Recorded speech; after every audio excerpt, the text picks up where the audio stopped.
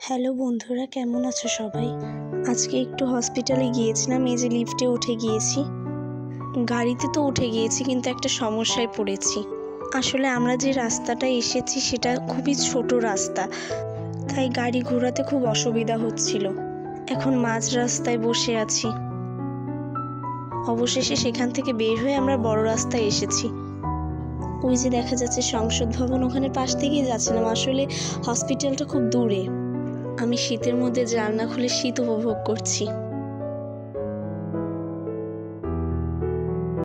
এখন আসল কথায় আসি, আমি কেন হসপিটালে যাচ্ছি। আমার ঠাকুমা খুব অসুস্থ। আমি পাশে গিয়ে একটু হাত বুলিয়ে দিচ্ছিলাম।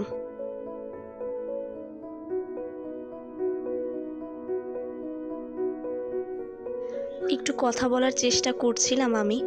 ঠাকুমা খুব আস্তে আমার উত্তর দিল।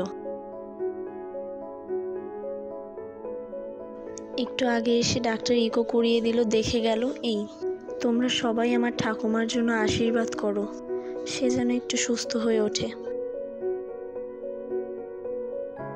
হসপিটালটা আমাদের অনেক দূরে, এর জন্য আসতে আসতে রাত 9টা বেজে গেল। ওকে, বাই। প্লিজ লাইক সাবস্ক্রাইব করো।